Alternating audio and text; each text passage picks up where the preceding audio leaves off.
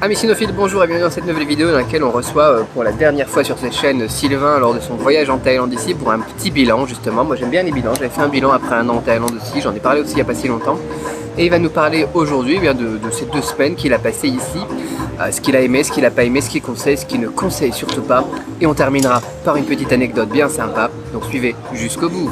Alors Sylvain, qu'est-ce que tu as aimé, qu'est-ce que tu n'as pas aimé? Et quelle est cette anecdote bien sympa? Donc, qu'est-ce que j'ai bien aimé? Alors, j'ai bien aimé le climat, parce que il fait chaud sans faire étouffant, il pleut mais sans, je vais pas dire sans mouiller, mais c'est pas la grosse drache. Si on a eu une grosse drache en revenant hier, on était dans la voiture, donc c'est pas gênant. Comme on est au bord de mer, il y a de l'air, etc. Donc le climat est vraiment agréable. Après, on peut regretter que du coup ça a été très nuageux. Donc on n'a pas trop vu de ciel bleu, parce que si vous tapez des photos de Pattaya, vous avez les photos retouchées 25 fois là. L'eau, on dirait du sirop à la menthe bleu. C'est beau, c'est vert. Il y a beaucoup de végétation, c'est encore très sauvage. Hein. Dès qu'on sort un petit peu de la ville, c'est des champs, des plantations, des palmeraies, des choses comme ça. On voit des gens qui utilisent encore par exemple des animaux, genre des buffles, pour travailler dans les champs. Travailler aussi avec des éléphants d'ailleurs. Voilà, donc je trouve qu'on respire bien. Il y a un côté un petit peu, je vais pas dire bordélique, mais je sais pas si je peux parler du triage des déchets, mais c'est un petit peu des dépotoirs partout. Mais là où c'est intéressant, c'est qu'en même temps, il y a aussi des pratiques assez avant-gardistes, dans le sens où, par exemple, les chaînes comme les 7-Eleven distribuent plus de sacs plastiques, ils distribuent tout dans des sacs en papier, mais du papier, un petit peu les sacs où on met les bouteilles dans les films là pour que les poivrons se mettent sur les bancs et qu'on voit pas qu'ils sont en train de picoler, des sacs comme ça. Donc ça c'est plutôt positif. Après, qu'est-ce que j'ai aussi bien aimé? Les éléphants. Il faut aller voir les éléphants si vous venez en Thaïlande. Je pense que c'est un indispensable. Par contre, je vous encourage encore une fois, pour ceux qui ont vu la vidéo précédente, à choisir un lieu qui vraiment s'occupe des éléphants. Vous ne faites pas du tourisme de base à monter dessus et faire un petit tour, parce que ça c'est de l'exploitation animale. Mais là, vous participez un petit peu à la vie des soigneurs, vous aidez ces gens-là à s'occuper des éléphants, donc à les nettoyer, à les nourrir. Et vraiment, il y a un petit côté, on a tous 8 ans quand on fait ça, quoi. À un moment donné, c'est un animal qu'on a tous plus ou moins aimé un jour. On a tous eu un jouet éléphant ou une peluche, ou machin, on a tous vu Dumbo. Et voilà, c'est vraiment de l'émotion en fait, c'est pas, je sais pas comment expliquer ça, c'est l'impression de vraiment partager quelque chose avec l'animal et les gens autour, et c'est vraiment intéressant. Donc voilà, si vous voulez voir les éléphants, ce que je vous conseille fortement, choisissez plutôt un endroit où c'est un sanctuaire. Alors je vous conseille celui-là parce que j'y suis allé, mais peut-être qu'il y en a d'autres encore mieux, je ne sais pas, j'essaierai de voir quand je reviendrai. Mais voilà, c'est quelque chose où vous allez vous baigner avec eux, les laver, les nourrir, plutôt que faire une balade à dos d'éléphant. Et en plus, ça n'a strictement aucun intérêt parce qu'on va vous mettre sur un parcours balisé. Voilà, à part faire des photos pour Instagram, ça servira pas à grand chose. Ensuite, qu'est-ce que j'avais bien aimé aussi? Le Tiffany Show. Donc le spectacle de Ladyboy, donc une espèce de grand cabaret où on a des femmes qui étaient avant des hommes et qui sont très jolies et qui font un spectacle vraiment dans un type cabaret parisien, pas vulgaire, hein, pas French Cancan, encore French Cancan c'est pas vulgaire, mais voilà, il n'y a pas de nu ou de ce genre de choses. Tout au plus on voit un moment un bout de fesse, oh, voilà, c'est dramatique. Mais voilà, c'était beau. On a été visiter la veille ou le jour d'avant la Walking Street, donc là où vous avez tous les bars, les bars à hôtesses en fait. Et je trouvais qu'il y avait un côté vulgaire. Aussi bien dans l'exploitation des femmes en général, parce qu'il y avait vraiment des bars, on a l'impression que c'était des gamines devant, ça avait 14 ans, c'était glauque. Que les ladyboys en mode peinture lurée de partout, voilà, c'était pas joli. Après, là, c'est juste beau, je sais pas, non, j'ai pas de photo. Faudrait que je mette la photo. C'est beaucoup de costumes comme ça, voilà. En fait, je sais pas, c'est un petit peu le Disneyland des Ladyboys. Et c'est joli en fait, voilà. On porte pas de jugement sur, ils font ce qu'ils veulent. Hein. Et ils portent vraiment pas de jugement, ouais. C'est dans la culture depuis des années, des dizaines d'années par rapport à chez nous. Quoi. Je trouve ça bien que t'es une fille, t'es née dans un corps de mec, hop, pas de problème, tu fais ce que tu veux, personne te juge. Même, je trouve que de ce que j'ai pu comprendre et entendre, même les parents, etc., portent pas de jugement. Alors qu'on a tous en tête ces histoires, on a tous un ami ou d'une connaissance qui a fait son coming out auprès de ses parents, ça s'est très mal passé. Là c'est carrément je veux changer de sexe, pas de problème, vas-y, vis ta vie. Et je trouve que c'est bien. Et c'est là aussi où je trouve que c'est un pays assez contradictoire parce qu'on a des avancées, on va dire, sociétales comme ça qui sont énormes, hein, parce qu'il y a très peu de pays où, du point de vue de l'identité de la personne, on est aussi avancé. Et d'un autre côté, il y a des comportements, notamment tout ce qui est vis-à-vis de l'institution monarchique, qui sont encore très, très traditionnels, très conservateurs. Par exemple, il y a des portraits du roi partout, etc. Donc ça, on n'a pas à juger. Mais des pratiques, par exemple, vous faites tomber un billet par terre, il va s'envoler. Le réflexe que vous avez, c'est de mettre votre pied dessus. Mais là, non, faut pas, parce qu'il y a le visage du roi dessus. On diffuse l'hymne national dans les lieux publics le matin et le soir, et tout le monde s'arrête. Voilà, on respecte l'hymne national. C'est ce genre de choses qui fait que c'est un pays vraiment, je trouve, à part. Ce serait très caricatural de dire un mélange de tradition et de modernité, mais c'est un petit peu ça en fait. Voilà, donc après oui. Alors, est-ce qu'il faut rester 2 semaines à Pattaya? Parce que nous, c'est un petit peu ce qu'on a fait. Ça dépend. Voilà, une bonne réponse de Normand. Si vous voulez voir plutôt l'aspect culturel, donc tout ce qui va être temple, monastère, musée, parcs nationaux, etc. Je pense qu'il faut bouger parce que vous avez des choses à faire à Pattaya. Il y a par exemple le Big Buddha qu'on est allé voir. Vous avez dû voir dans une précédente vidéo, qui est vraiment joli. Il y a quelques temples, etc. Donc il y a le sanctuaire qui est pas très loin. Mais en fait, je pense que si en 3 jours intensifs, vous avez fait le tour de tout ce qui va être culturel typique. On peut appeler ça comme ça. Par contre, si vous aimez les sports aquatiques, par exemple, je sais pas si là tu peux le filmer, mais il y a des gens qui font du parachute dans l'eau. Ils sont les gens qui font du parachute dans l'eau. Là-bas. Moi, je suis plus vacances, mets tes chaussures et va dans la forêt. Il en faut pour tous les goûts. Donc voilà, il y a quand même des installations, on va dire, touristiques de qualité. Donc vous pouvez faire, je connais pas les noms, mais de la plongée sous-marine, du snorkeling, c'est pas ça? C'est ça, le snorkeling, on peut faire beaucoup ici, ouais. Du jet ski, du parachute ascensionnel, il y a beaucoup de piscines.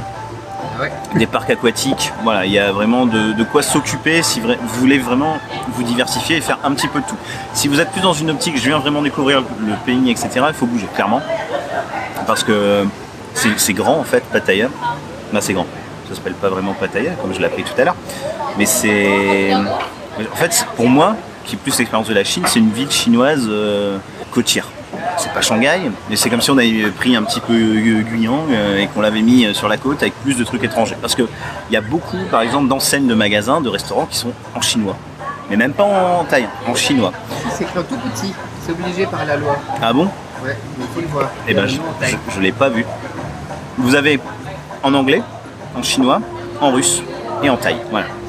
Donc il y a une grosse communauté d'expatriés et c'est là où ce qui me permet d'arriver à un de mes points négatifs, c'est là justement la forte présence étrangère et le fait que, comme partout ailleurs, c'est pas, je pense, spécifique à Pattaya, il y a certaines personnes qui se prennent un petit peu pour les rois du pétrole, quoi, et qui respectent pas ni les tailles, ni la culture, ni la manière de fonctionner. C'est un petit peu dommage parce que les rares fois on a eu des soucis avec des gens. Par exemple, on a failli, même en venant ici, écraser quelqu'un, un blanc sur un scooter qui vivait sa vie, quoi, qui s'en fichait de la circulation. Voilà. On est allé au spectacle du Tiffany, ma copine, il y a un mec qui lui a touché les fesses, c'était un Indien, je crois, ou un Pakistanais. Voilà, je sais pas. Alors après, peut-être qu'on est tombé sur des mauvaises personnes au mauvais moment, je ne veux pas faire de généralité, mais c'est un petit peu le point le plus négatif que j'ai à relever. Donc si ce n'est que ça, on va dire, c'est pas trop grave. Mais voilà, je trouve qu'il y a moins de respect pour la culture que par exemple j'ai pu en voir en Chine avec les gens qui étaient expatriés en Chine. C'est peut-être parce que les Chinois sont plus stricts là-dessus, je ne sais pas, c'est le ressenti que j'en ai. Ça va pas vous gâcher vos vacances, attention, c'est juste que si on me demande qu'est-ce que tu as moins aimé, je dirais les gens qui n'étaient pas de Thaï. Justement, les Thaïs étaient super accueillants. À l'hôtel, c'était presque gênant, ils venaient toujours nous voir, est-ce que vous avez besoin de quelque chose, etc. On peut leur demander un service, un renseignement, ils vont nous répondre. Voilà, là-dessus, c'est vraiment sympa. Même si vous ne parlez pas la langue, vous arrivez avec un grand sourire, un savatical, et puis hop, terminé. Il y a une connexion qui s'est faite et vous pouvez essayer de vous débrouiller avec les mains, avec 3 mots d'anglais. Voilà. Justement, pour l'anglais, est-ce que ça parle plus l'anglais qu'en Chine? Je pense qu'ici, oui, mais je trouve que ça parle anglais comme à Shanghai, en fait. Tout le monde a un petit peu 2-3 mots. Il y avait aussi des Thaïs qui avaient 2-3 mots de français, c'était drôle parce que quand ils nous entendaient parler français, du coup ils nous disaient bonjour. Voilà, c'était sympa. Il y a moyen de se débrouiller. Je veux dire, en plus, il y a une forte communauté étrangère, donc au pire du pire, vous trouvez quelqu'un qui peut vous aider, qui n'a pas de risque de se perdre, etc. Donc voilà, le point négatif, je pense que en fait, c'est les gens. Parce que dans l'ensemble, c'était bien. Il a fait pas particulièrement beau, mais il a fait bon, donc c'était agréable. Cédric, vous avez vu voir des trucs super cool. On a vu par exemple le Sanctuaire de la Vérité aussi qui était joli, qui est un temple qui est en construction depuis les années 80 et qui est tout en bois.